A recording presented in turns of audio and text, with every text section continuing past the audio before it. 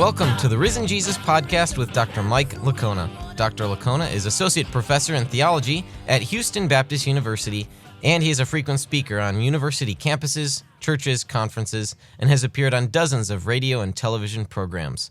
Mike is the president of Risen Jesus, a 501c3 nonprofit organization. My name is Kurt Jarris, your host. On today's episode, we're talking about Q. Q is the proposed source, could be a document or an oral tradition or even a person that some scholars have put forward to look at the common material between Matthew and Luke. And so it's a fascinating theory, Mike, and perhaps you can give us a little bit of the history behind Q. Yeah. Well, first of all, I would say that for conservative Christians out there, the Q idea of Q is nothing to feel threatened about. Some may who haven't heard about this before, or they've just heard about it but don't know really anything about it, might think, oh, is this like another lost gospel, one of those false gospels like the Gospel of Thomas, the Gospel of Peter, the Gospel of Mary? No, this is not like that. Okay, so when we look at the synoptic problem, we see that there is a lot of content. As we've observed throughout the season, there are a lot of content in Matthew, Mark, and Luke that's very similar, almost verbatim, okay? And when that's the case, when you see it, Matthew, Mark, and Luke, very similar, then we assume since Mark came first, that we say Mark is the source and that Matthew and Luke use that. But what happens when there are over 200 verses in the New Testament, in the Synoptic Gospels, that only appear in Matthew and Luke, that are very similar, but they're absent from Mark? Well, that could not be Mark as a primary source, of course, because it's not in Mark. So there was a German scholar in 1863 named H.J. Holtzmann, and he introduced the idea that Matthew and Luke used a common source that we no longer have access to. And so what do you call that source? Well, the German word for source is Quelle. So they just abbreviated that and Q. That's all it is. Q. So it's not a character, a main character in the James Bond movies. It is not. I think there was one on Star Trek too named Q or something like that, right? Q is just an abbreviation for Quelle, the German word for source, because a German scholar came up with it. Okay, it's a hypothetical source. Now, what is that source? Was it oral tradition? Was it a written gospel that we no longer have access to? It's hard to say. Most scholars who think that Q existed think that it was a document rather than oral tradition. Okay, but what is this? Luke does mention in the first verse of his gospel that many others had written accounts of Jesus. So is Q one of those accounts? It is difficult to say. I mean, we can talk about some plausible scenarios, I think, on what Q is. But I think there's good reason to think that Matthew and Luke had access to a common source. And so we just call that Q. Okay, so as I mentioned, Q as a source, there are still different theories about that. It could be the oral tradition, just sort of the teachings of the church. And I guess from what I understand, a few scholars take that route. Others, the majority think it's a literary document. Could be a person as well. So what are some of the views out there on this? The alternatives to Q? Well, the main one would be what's called the Farrer hypothesis, and that would be that Luke used Matthew. So you'd say, well, that's a simpler explanation. Sure. Luke used Matthew as a source, or you could say Matthew used Luke as a source. Now, only a few scholars take that one, but there's a major one named Richard Bauckham. He takes the view that Matthew used Luke as a source. But I would say that most of the scholars who veer off, who don't accept the Q hypothesis, and there are significant ones. For example, Mark Goodacre at Duke. You've got Nick Perrin at Wheaton. N.T. Wright, I don't think that he takes the Q hypothesis. So there are significant scholars who reject Q, and they usually favor the Farrer hypothesis that says Luke used Matthew as a source. Now, the majority of scholars today, and I'm saying including evangelicals here too, would take what's called the two source hypothesis, Mark and Q. All right, would be like the two major sources that Matthew and Luke used. But most New Testament scholars, I would say, and I would include myself in this, even though we have looked at this issue about Q versus Farrer and the synoptic problem, how do you figure this out? What's going on with the interdependence of them and the sources involved? Most of us have not looked into it as some who have really spent significant time with the synoptic problem, people like Mark Goodacre. And so when you only consider those experts, those who have devoted considerable time to this issue of the synoptic problem, you still have a majority of them taking the two source hypothesis. That is the acceptance of a Q source. However, the majority is much smaller than when you look at what you consider all New Testament scholars in this. Yeah. So we've got here the views that are out there, but what good reasons might there be for thinking that, for affirming the two source hypothesis? For affirming the Q? Yeah. For affirming Q. Yeah. Okay. Well, one thing I would say, I think it's a better explanation than some of the others. So a reason we wouldn't go with Farrer is, let me give you a reason why we might look at thinking that Luke used Matthew first. Sure. When you look at the editorial fatigue that we've mentioned in previous episodes, it suggests that Luke is aware of traditions that we find in Matthew. But we don't see it the other way around. We never see it the other way around, that there's editorial fatigue in Matthew that shows that he's aware of traditions that are in Luke. Okay, so that would be a reason to think that if we're going to reject Q, it's more plausible. That'd be a reason to think that Luke used Matthew rather than Matthew used Luke. Okay, but then there are reasons to think that Luke did not use Matthew.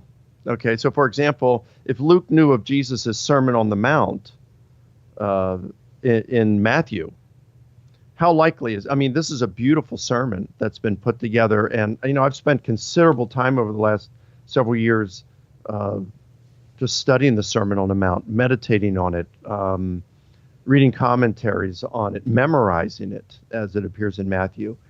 And it's amazing. The more time I spent in it, the more I see how Matthew has connected all the different themes throughout. It's really quite extraordinary what Matthew has done here. And most scholars, New Testament scholars, do think that Matthew has taken Jesus' teaching, some of which he taught on that occasion, but then he's called in other ones and artistically arranged them in the sermon that we find. So it's not that he would have given all these teachings on that occasion, all right, but he did give these teachings, sometime in his ministry. But it's a very artistic way that Matthew has put it together. Now, if Luke was using Matthew, why would Luke? We find this material in Matthew that's in the Sermon on the Mount. Some of it's there. It's I think there's only 33 verses in the Sermon on the Mount in Luke's version, but there's 111, 112 in Matthew's version. Luke would have taken that and just scattered some of that other material throughout his gospel. Why would he break up a beautifully artistically arranged sermon and scatter it throughout? Now, some like Mark Goodacre doesn't find that argument persuasive as a reason, to reject to reject the Farrer hypothesis. I find it persuasive. Support of Q. So what's your theory behind Q? Well, the Q material. Okay, so when you look at this material, it's almost exclusively, and like I said, there's well over 200 verses this way. It's almost exclusively teachings of Jesus. It's not narrative.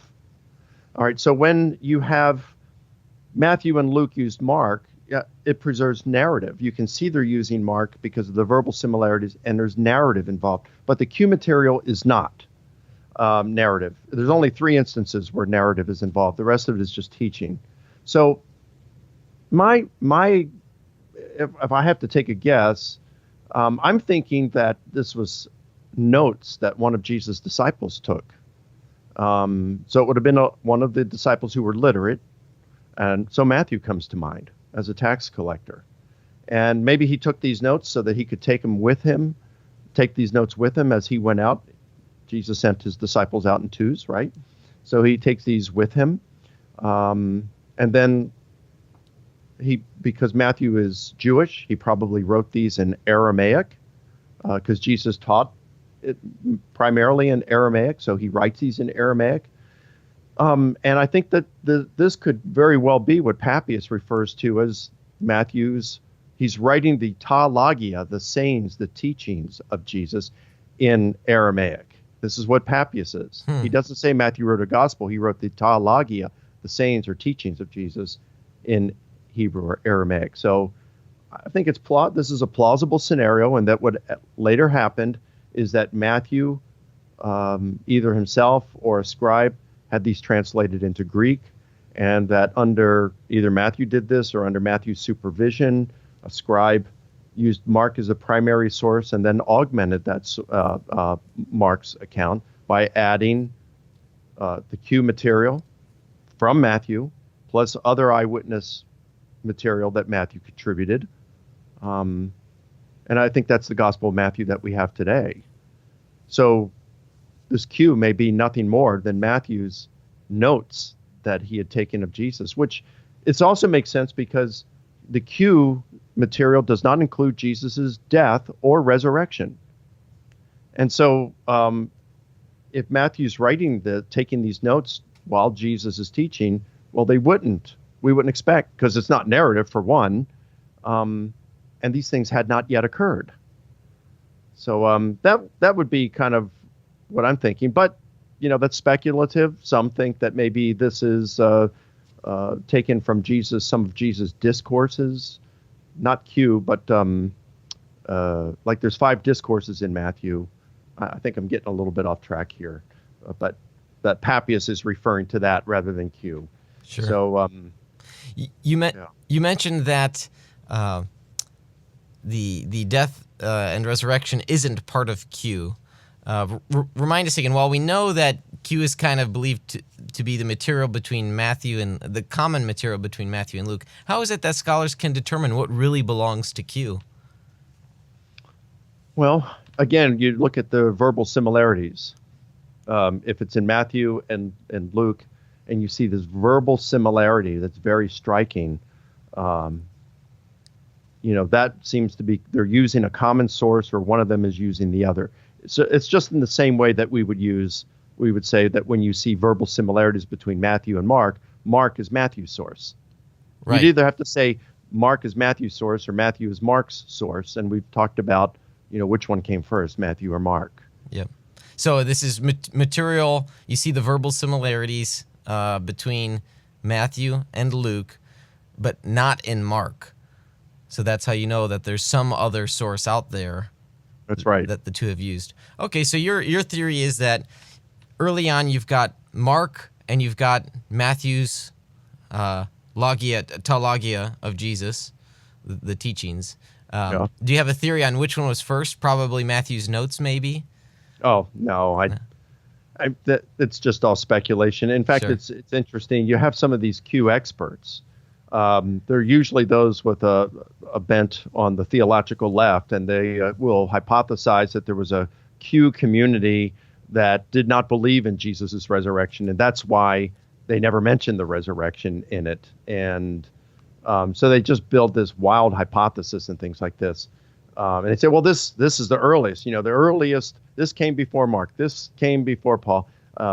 This is the earliest account of Jesus' teachings, and it didn't have the resurrection. So resurrection was later put in there. But, we can establish, of course, that Paul was preaching Jesus' resurrection, and it was part of the core teaching of the gospel message that Paul was preaching. We read this in Acts chapter 2. and that he had run this gospel message past the Jerusalem apostles, and they certified that he's preaching what they're preaching. So we can get back to what Jesus' apostles were preaching through Paul, and they were preaching Jesus's literal physical resurrection. So even if there was a Q community that did not believe Jesus rose from the dead, then it's the Q community that was off message, and not the gospel authors. It was the Q community that went off message and came up with a later story that didn't include resurrection. But I think that's just bunk anyway, about a Q community like that that didn't believe in a resurrection. I think it's more plausible to think that these would have been notes or teachings of Jesus, either Jesus, they were recorded before Jesus' death and resurrection, because Q doesn't contain anything on Jesus' death. But I don't see the Q specialists on the left saying, well, maybe there was this Q community that knew nothing of Jesus' death, or they didn't believe in it. No, they only focus on resurrection like that. But there's no reason to focus on resurrection and leave out death. It just doesn't mention either of those. Yeah, go ahead. I was going to say, there are all sorts of different books, dissertations on Q, what Q believed, the theology of Q. And it seems like some of these folks exploring, you talk about, those that talk about the Q community and all that, the ideas can really run wild here. Yeah. Yeah, and so much so, I remember a quote by N.T. Wright in one of his real thick books. I forgot which one it is, but he says something when he's talking about some of these scholars that are talking about a Q community who didn't know about the resurrection. He said, these folks are just building castles in the air, and we as readers have no need to feel obligated to rent a room in them. Nice. But I want to say something else about Farrer, because, the way I look at it, the Farrer hypothesis, I do think that is probably the next to the two source hypothesis that has Q. I think the Farrer hypothesis is the next most plausible one, that Luke used Matthew. But just to be clear here, I think some of the problem is, again, when we see how Luke uses Mark and Matthew uses Mark, they include narrative. But the Q material is almost exclusively sayings of Jesus that we find between Matthew and Luke. So if Luke is using Matthew, why is it we only got the sayings in it? We don't find Luke using Matthew's narrative. So he'd be using Matthew differently than he uses Mark.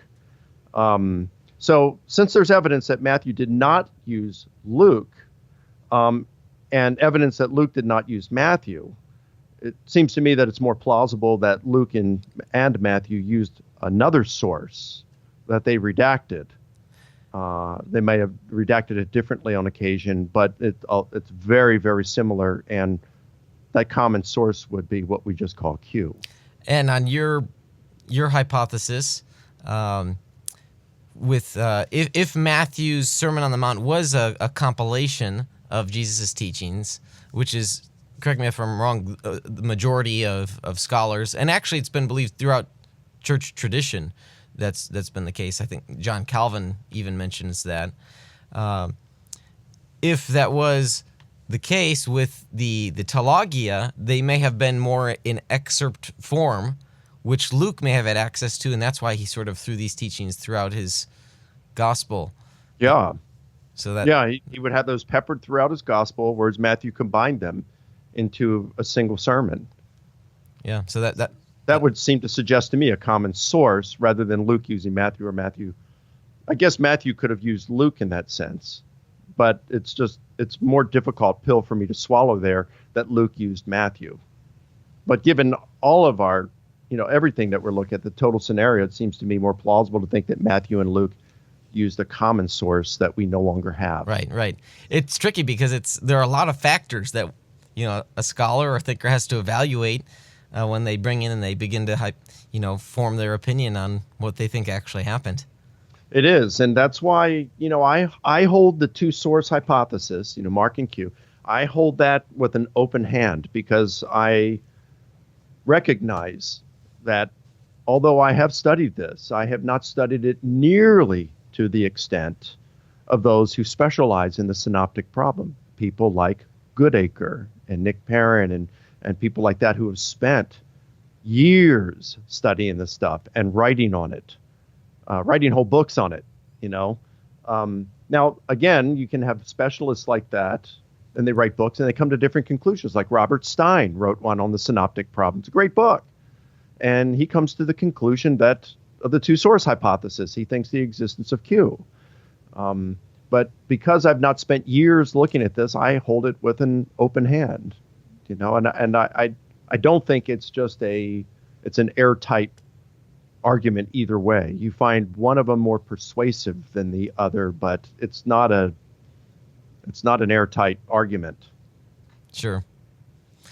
All right. Well, we've got a question from one of our listeners. Her name is Victoria. She asks, and it's funny you mentioned Q and their idea about the resurrection or lack thereof. Victoria's question is pertaining to that, the resurrection, that is.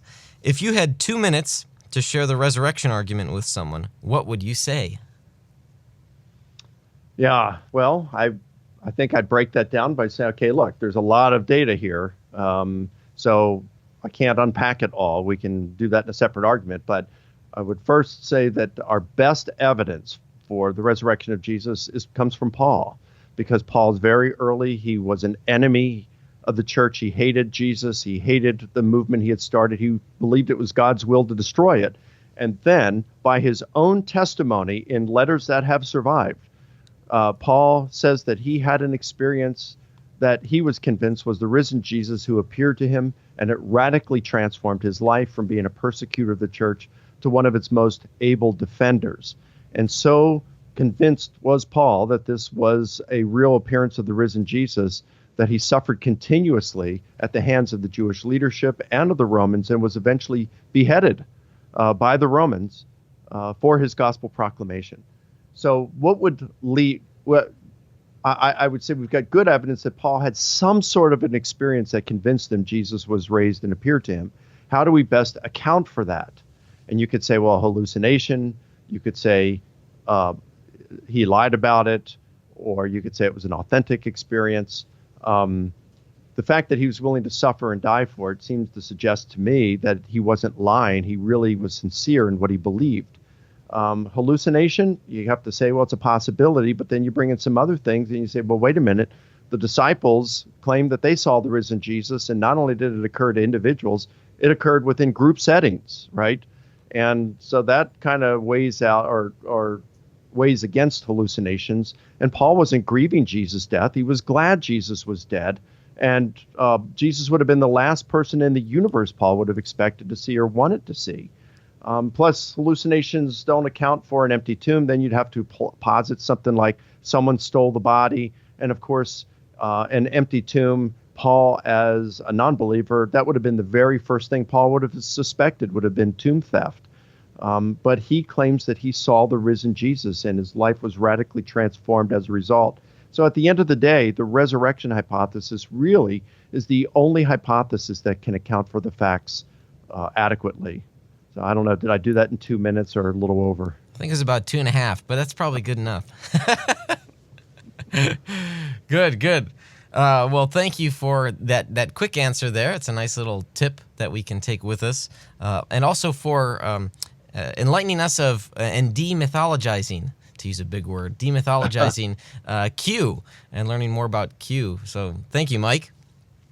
Well, if you'd like to learn more about the work and ministry of Dr. Mike Licona, please visit our website, risenjesus.com, where you can find authentic answers to genuine questions about the resurrection of Jesus and the historical reliability of the Gospels. There you can check out free resources like ebooks, watch videos such as Mike's debates or lectures, or simply read some articles. If this podcast has been a blessing to you, would you consider becoming one of our financial supporters? Please be sure to subscribe to this podcast and follow us on Facebook, Twitter, and YouTube. This has been the Risen Jesus Podcast, a ministry of Dr. Mike Licona.